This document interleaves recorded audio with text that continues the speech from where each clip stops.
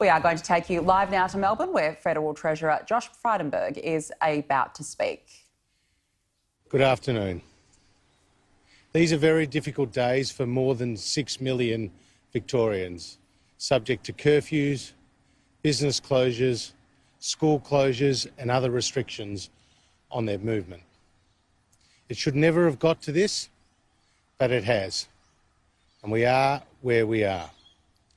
This is why the Morrison government is providing unprecedented support to Victorians and indeed to Australians so that we can get to the other side of the coronavirus pandemic.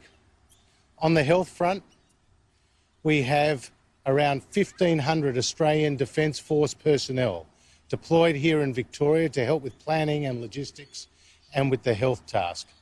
We have hundreds of Commonwealth officials who are also providing important support. We've deployed AUSMAT teams to help create safe health environments, as well as allowing millions of masks and other medical equipment to be released from the national medical stockpile. On the economic front, yesterday we announced some significant changes to the JobKeeper program, the single largest economic support package that any Australian government has ever undertaken at $101 billion. Yesterday's announcement saw a further $15.6 billion commitment from the Morrison government, which will see around $13 billion flow into the Victorian economy to support those who need it most. This is on top of the $15 billion that has already flowed to Victorians through JobKeeper, as well as the cash flow boost, which is grants of up to $100,000 to businesses based on the size of their payroll. The expectation is that of the 4 million Australians who will be on JobKeeper in the September quarter, some 1.5 million of them will be Victorians. This is nearly half of the private sector workforce in Victoria who will be on JobKeeper. In addition to these specific measures, the Morrison government has also undertaken unprecedented support across a whole range of different areas in response to the coronavirus pandemic.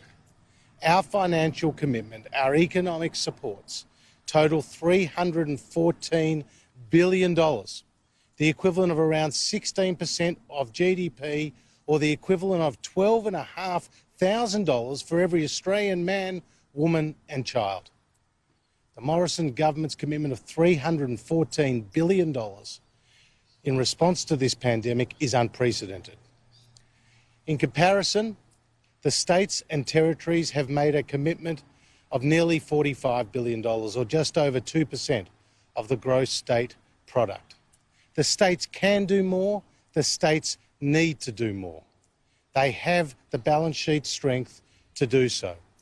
Whether it's with infrastructure and bringing forward projects, as we have, some $10 billion of infrastructure projects we have already brought forward. Shovel-ready projects so they can put people to work and also boost the productivity capacity of the nation.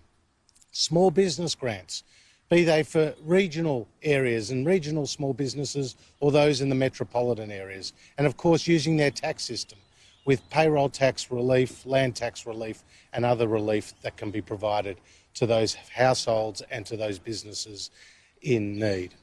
These are really difficult days. These are very challenging times.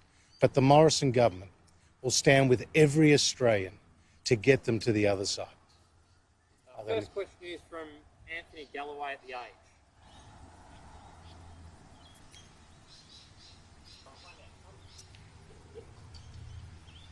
Today in the media that the use of private security guards in some Melbourne quarantine hotels was potentially driven by an attempt to provide jobs under Victoria's social inclusion policy. His internal email specifically referred to one company satisfying the state government's social inclusion target. Is this something that the Feds were ever concerned about, or now that it's come to light, are you concerned about private security guards being chosen on the state? Well, there have clearly been very serious failures when it comes to quarantine in Victoria with deadly consequences.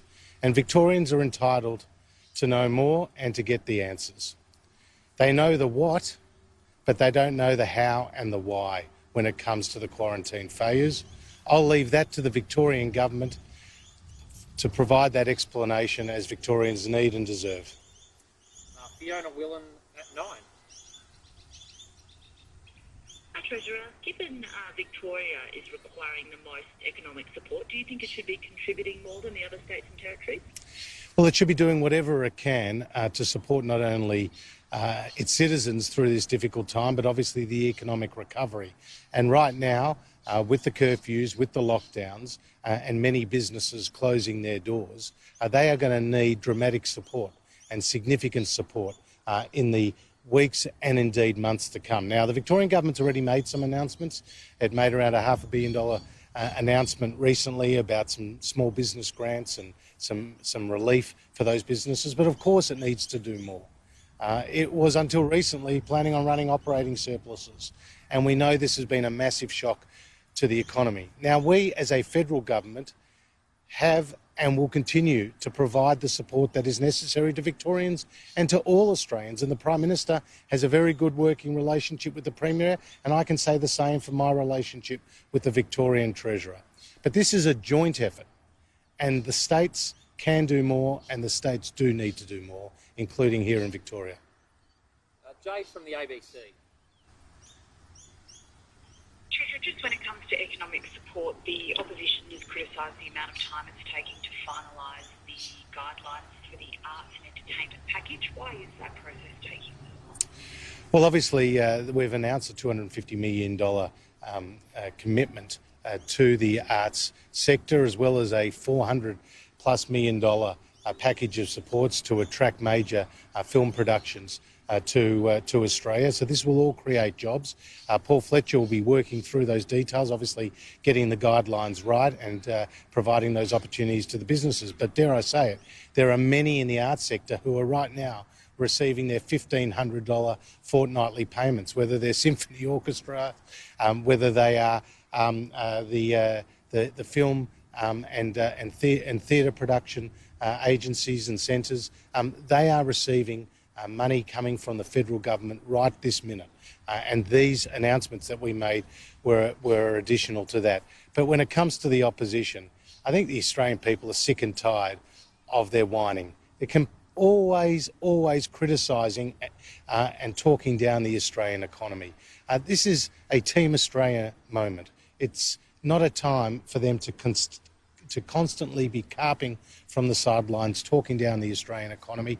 We're getting on with the job of delivering record support to the Australian people. They know that, and the Australian people know that. Jen from 7 News.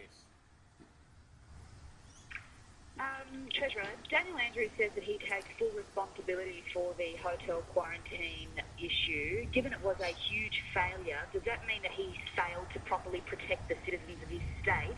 Should this mistake be forgiven, or is his position now untenable? Look, I'll leave that sort of commentary, Jen, to you and to others in the media. As I've said publicly before, no one benefits from a slanging match between the federal government and the Victorian government, between the Prime Minister and the Premier, between the Victorian Treasurer and myself.